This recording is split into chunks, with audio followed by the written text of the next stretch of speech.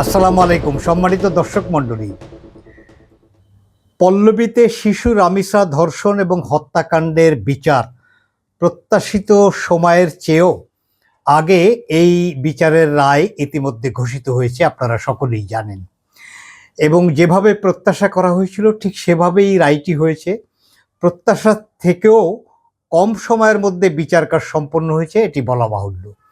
এবং ইতিমধ্যেই আপনারা জেনেছেন যে এই হত্যাকাণ্ডের জন্য দায়ী সোহেল এবং তার স্ত্রী স্বপ্না উভয়েরই মৃত্যুদণ্ড এটি রায় হয়েছে। পাশাপাশি সোহেল রানাকে 5 লক্ষ টাকা এবং তার স্ত্রী স্বপ্নাকে 2 লক্ষ টাকা জরিমানা করেছে আদালত। এবং এই রায়ের ঘোষণার পরে রামিসার বাবা, এই আবেগী মানুষটি, আমি জানি না সে লেখাপড়া কতদূর করেছে, একাডেমিক শিক্ষা সম্পর্কে আমার ধারণা নেই, তবে সে যে একজন শিক্ষার প্রতি অনুরাগী মানুষ সেটি তার কথাবার্তায় বোঝা যায়। তার বচনভঙ্গি, তার বাক্য, তার শব্দচয়ন এবং বিশুদ্ধ উচ্চারণ, এগুলো নিশ্চয়ই আমার মতো আপনারা শুনেছেন। বেশ ভালো লেগেছে ভদ্রলোকের নানা সময় তিনি যে কথাবার্তা বলেছেন, প্রতিক্রিয়া ব্যক্ত করেছেন। হয়তো এই অপ্রস্ফুটিত এই ফুলের মতো শিশুটি যদি সে স্বাভাবিকভাবে বেড়ে উঠতে পারত, সেও হয়তো একজন প্রতিভাবান নাগরিক হিসাবে বাংলাদেশে যথেষ্ট প্রতিভার স্বাক্ষর রাখতে পারত। আমাদের দুর্ভাগ্য, আমরা বেদনাহত, আমরা ব্যথাতুর, আমার ক্ষুব্ধ যে এই ধরনের একটা তুলতুলে ফুটফুটে শিশু যে নৃশংসতার শিকার হলো। সত্যিই বাংলাদেশের প্রায় সকল মানুষই অত্যন্ত বিক্ষুব্ধ হয়েছেন এই ঘটনায়, এবং তারা এই রায় ঘোষণার পরে নিশ্চয়ই সকলে স্বস্তি অনুভব করেছেন। যেমন রামিসার বাবা তার প্রতিক্রিয়ায় খুব স্পষ্ট করে বলেছেন, প্রত্যাশিত রায় পেয়েছি, এখন দ্রুত কার্যকর দেখতে চাই। আদালত প্রাঙ্গণে নিজের আবেগঘন প্রতিক্রিয়া জানিয়েছেন এই শিশুটির বাবা আব্দুল হান্নান মোল্লা। তিনি বলেন, আলহামদুলিল্লাহ, এই রায়ে আমি শতভাগ খুশি। রায়ে আমার মনের যে প্রত্যাশা ও আকাঙ্ক্ষা ছিল তা পূরণ হয়েছে। ইনশাল্লাহ আমি শতভাগ আশাবাদী যে এই রায় দ্রুত কার্যকর হবে। আল্লাহ পাকের রহমত এবং প্রধানমন্ত্রীর দেওয়ার সময়ের মধ্যেই আমরা কাঙ্ক্ষিত বিচার পেয়েছি। কৃতজ্ঞতা প্রকাশ করে রামিসার বাবা আরও বলেন, পুলিশ প্রশাসন, সাংবাদিক ও বাংলাদেশের আপামর জনতা যারা আমার ও আমার পরিবারের এই কঠিন বিপদের সময় মানসিকভাবে পাশে দাঁড়িয়েছেন, তাদের সবার কাছে আমি আন্তরিকভাবে কৃতজ্ঞ। এখন আমি আমার মেয়ের হত্যাকারীদের দ্রুত রায় কার্যকর দেখতে চাই। স্বাভাবিক প্রত্যাশা। এবং এখানে কয়েকটি কথা বলে নেই। রামিসার বাবা এই যে দ্রুত রায় কার্যকরের প্রত্যাশা করেছেন, এটি তার অভিজ্ঞতা এবং আমাদের অভিজ্ঞতা প্রায় একই। কারণ আমরা দেখেছি এর আগেও বেশ কিছু চাঞ্চল্যকর হত্যাকাণ্ডের রায় নিম্ন আদালতে প্রত্যাশিত সময়ের মধ্যে ঘোষিত হলেও সেটি উচ্চ আদালতে এই রায় কার্যকর হওয়া বা আপিল নিষ্পত্তি এটি আটকে আছে। উদাহরণস্বরূপ শিশু আসিয়ার কথাই বলতে পারি। গত 2025 সালে যে এই রকমই নৃশংসতার শিকার হয়েছিল, তার হত্যাকাণ্ডের রায় খুব দ্রুততম সময়ের মধ্যে, প্রত্যাশিত সময়ের মধ্যে, সেই সময় সরকারের বিচার বিভাগ, পুলিশ এদের আন্তরিকতায় যথাযথভাবে সেই রায়টি ঘোষিত হয়েছিল। কিন্তু সেই রায় এখন পর্যন্ত আপিলে এটি আসেনি এবং সেই রায় কার্যকর করার বিষয়টি নিয়ে বিস্তর প্রশ্ন উঠেছে। এই রামিসা হত্যাকাণ্ডের নানা আলোচনার সময় সঙ্গত কারণে আসিয়ার হত্যাকাণ্ডের রায় কার্যকরের এইটি যে বিলম্বিত হওয়া বা প্রত্যাশা অনুযায়ী রায় কার্যকর না হওয়া, এই সম্পর্কে মানুষের নানা সন্দেহ এবং ক্ষোভের কথা আমরা জেনেছি। ফলে সঙ্গত কারণে এই প্রশ্নটি ওঠে যে রামিসার হত্যাকাণ্ডের রায় যেভাবে মানুষ প্রত্যাশা করেছে তার থেকেও কম সময় হয়েছে। উল্লেখ করা যেতে পারে 19শে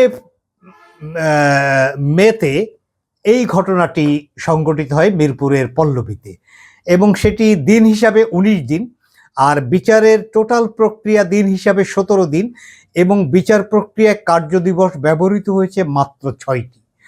6টি কার্যদিবসে একটি নৃশংস হত্যাকাণ্ড এবং ধর্ষণ মামলার রায়, এটি দেশের ইতিহাসে প্রথম।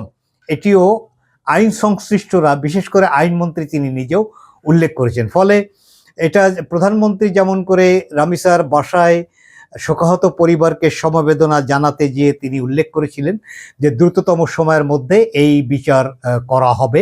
তার প্রতিশ্রুতি বাস্তবায়নে পুলিশ বিভাগ কাজ করেছে, বিচার বিভাগ কাজ করেছে, আইন মন্ত্রণালয়, স্বরাষ্ট্র মন্ত্রণালয়, বিচারক হিসাবে যিনি কাজ করেছেন, বিচার প্রক্রিয়ার সাথে প্রসিকিউশন যারা ছিলেন, সকলের দুর্দান্ত আন্তরিকতায় এটি একটি প্রত্যাশিত সময়ের মধ্যে রায় হয়েছে। স্বরাষ্ট্রমন্ত্রীর একটা প্রতিক্রিয়া পাওয়া গেছে, রামিসা হত্যার রায় দ্রুত কার্যকরে সহায়তা করা হবে। তিনি যেভাবে বলছেন, রামিসা হত্যার রায় দ্রুত কার্যকরে সহায়তা করা হবে বলে জানিয়েছেন স্বরাষ্ট্রমন্ত্রী সালাউদ্দিন আহমেদ। তিনি বলেন, বিষয়টি সুপ্রিম কোর্টের নজরে আনা হবে এবং রামিসা হত্যার ডেথ রেফারেন্সের সিরিয়াল আইনানুগভাবে এগিয়ে আনার জন্য বলা হবে।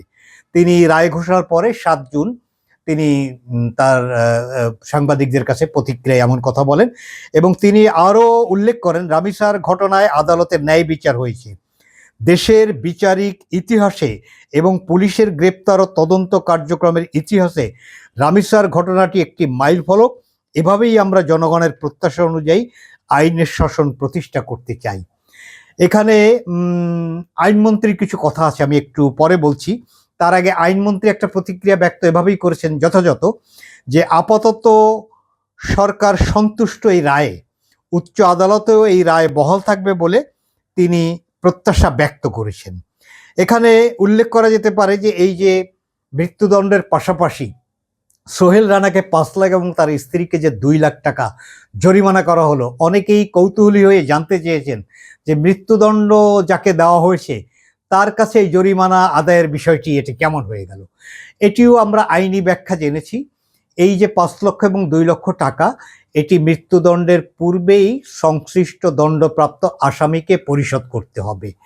যদি আসামি এটি পরিশোধ করতে কোনো কারণে ব্যর্থ হন, তাহলে জেলা কালেক্টরেট বা জেলা প্রশাসককেই আমরা ধরে নিতে পারি, তিনি এই আসামি দ্বয়ের স্থাবর অস্থাবর সম্পত্তি বিক্রি করে তিনি এই অর্থ তিনি যে ভিকটিম পরিবার ওয়ারিশ অনুযায়ী বা উত্তরাধিকার অনুযায়ী তাদেরকে প্রদান করা হবে এবং তারপরেই রায় কার্যকর হবে। আমরা জানি না আপিলে এটি কিভাবে বিবেচিত হবে, তবে এখানেও একটা সন্দেহের কথা ওঠে যে যদি কোনো কারণে এই আসামির পক্ষ থেকে এটি গড়িমসি করা হয় অর্থদণ্ড দেওয়ার ক্ষেত্রে, এবং যদি এরকম কোনো সিচুয়েশন বা সার্কামস্টেন্সেস সামনে আসে যে ওই পরিমাণ অর্থের সম্পত্তি তাদের নাই, অথবা পাওয়া গেল না, অথবা পাওয়ার ক্ষেত্রে জটিলতা তৈরি হলো, তাহলে কি মৃত্যুদণ্ড কার্যকরে সেটি কোনো দীর্ঘসূত্রিতা তৈরি করবে কিনা।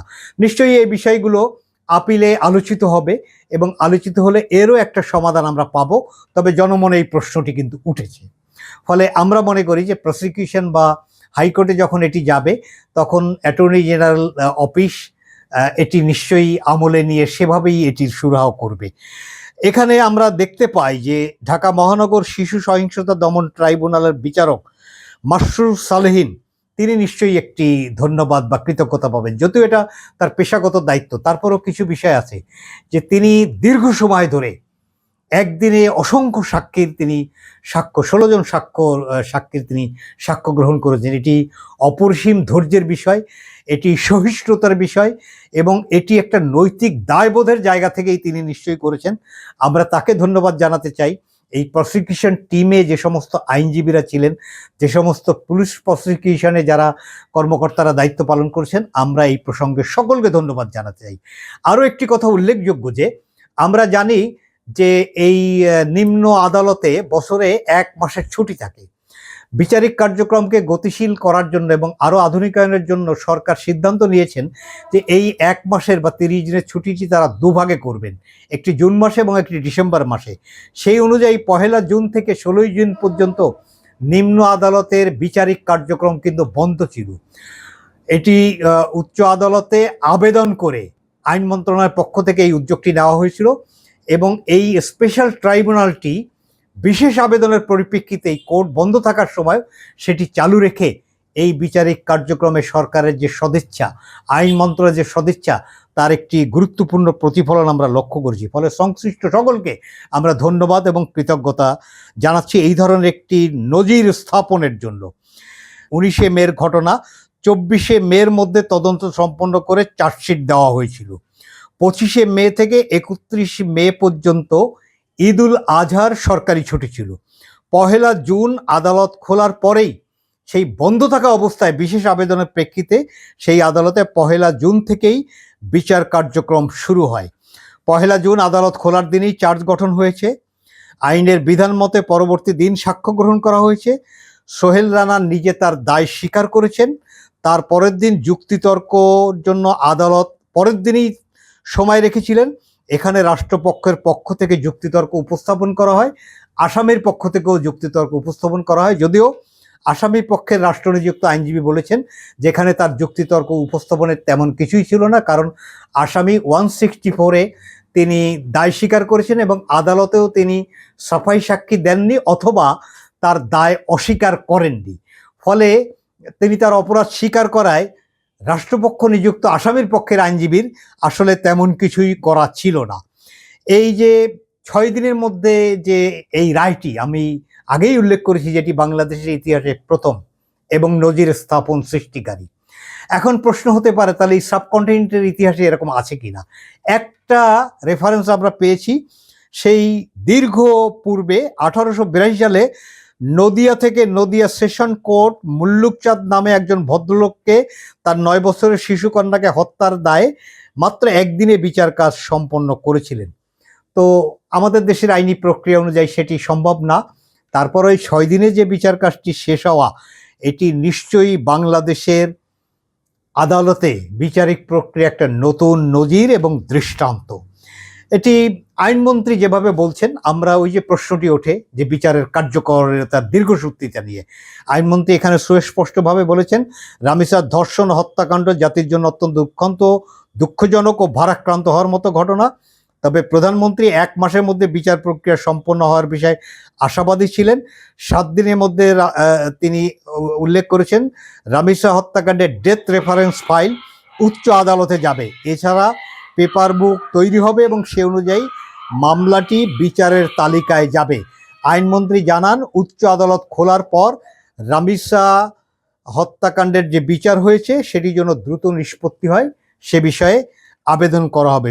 সুপ্রিম কোর্টের সংশ্লিষ্ট বেঞ্চ মামলাকে অগ্রাধিকার দিয়ে শুনানি করলে আগামী 3 মাসের মধ্যে রায় কার্যকর করা সম্ভব হবে বলে তিনি উল্লেখ করেছেন। আরও একটি আপডেট আছে, অ্যাটর্নি জেনারেল তিনি 7 তারিখ দুপুরের পরে সাংবাদিকদের সঙ্গে কথা বলেছেন। তিনি সে সময় জানিয়েছিলেন যে তিনি প্রধান বিচারপতির কাছে আবেদন করবেন একটি স্পেশাল বেঞ্চ তৈরি করে সেখানে যাতে এই মামলার কার্যক্রম গতি পায়, এবং তিনি আবেদন করেছেন অ্যাটর্নি জেনারেল রাষ্ট্রের প্রধান আইন কর্মকর্তা ব্যারিস্টার রুহুল কুদ্দুস কাজল তার আবেদনের প্রেক্ষিতে দেশের প্রধান বিচারপতি জোবায়ের রহমান চৌধুরী তিনি ইতিমধ্যে একটি স্পেশাল বেঞ্চ এই ফাঁসির রায় দ্রুত কার্যকর করার জন্য আপিল নিষ্পত্তির জন্য তিনি একটি স্পেশাল বেঞ্চ গঠন করে দিয়েছেন এবং সেখানে উল্লেখ করা যায় যাতে ডেথ রেফারেন্স এবং আপিল শুনানির জন্য প্রধান বিচারপতি এই বেঞ্চ গঠনের ঘোষণা দেন। বিচারিক কার্যক্রমে দীর্ঘসূত্রিতা এড়াতে রাষ্ট্রের আইন কর্মকর্তাদের নির্দেশ দেওয়া হয়েছে শুনানির সময় যেন কোনো সময় প্রার্থনা না করা হয়, এবং অ্যাটর্নি জেনারেল আরও জানিয়েছেন যে তিনি ডেডিকেটেড একটা স্পেশাল টিম করবেন এই মামলার আপিল নিষ্পত্তি শুনানি কার্যক্রমে অংশগ্রহণের জন্য। ফলে আমরা সঙ্গত কারণেই অত্যন্ত আশাবাদী হয়ে উঠতে পারি। যে প্রশ্নটা রামিসার পিতা তুলেছেন, দেশের মানুষের বিপুল অংশের একই প্রশ্ন যে রায়ের দ্রুত কার্যকারিতা নিয়ে। আমরা জানি এর আগে মেজর রিটায়ার্ড সিনহার মামলা এবং বুয়েটের চাঞ্চল্য সৃষ্টিকারী আবরার ফাহাদ হত্যাকাণ্ডের মামলার নিম্ন আদালতের রায়, এই দুটো দ্রুত নিষ্পত্তির জন্য আপিল এগিয়ে আনার জন্য সরকারের পক্ষ থেকে বিশেষ আবেদন করা হয়েছিল এবং সে অনুযায়ী এর কার্যক্রমের একটা গতিও পেয়েছিল। তার থেকেও আরও অধিকতর ব্যবস্থা ইতিমধ্যে গৃহীত হয়েছে যে এইটি চাঞ্চল্য মামলা শোনার জন্য একটা স্পেশাল বেঞ্চ প্রধান বিচারপতি গঠন করে দিয়েছেন এবং অ্যাটর্নি জেনারেল যেভাবে কথা দিলেন তাতে আমরা আশাবাদী হতে পারি যে দ্রুততম সময়ের মধ্যে, এবং বিশেষ করে আইনমন্ত্রী যেভাবে বলেছেন আগামী 3 মাসের মধ্যেই হয়তো এই মামলা চূড়ান্ত নিষ্পত্তি হয়ে এই নৃশংস হত্যাকাণ্ড এবং ধর্ষণ এটির বিচারের রায় কার্যকর হবে, এটা আমরা দেশবাসী প্রত্যাশা করি, এবং এটি একটি দৃষ্টান্ত হিসাবে সমাজে এমনভাবে প্রতিষ্ঠিত হবে যাতে করে অপরাধপ্রবণ মানসিকতা সমাজের মানুষের মধ্য থেকে দূরীভূত হবে। আমরা একটা বিচারহীনতার সংস্কৃতির কথা শুনেছি, আমরা বিচার নিশ্চিত করার সংস্কৃতি প্রতিষ্ঠিত করতে চাই। সে বিষয়ে রামিসা হত্যাকাণ্ডের মামলা নিম্ন আদালতের এই দ্রুততম সময়ের মধ্যে রায় নিশ্চয়ই আমাদেরকে আশাবাদী করে তুলছে। আমরা আশাবাদী থাকতে চাই। ধন্যবাদ।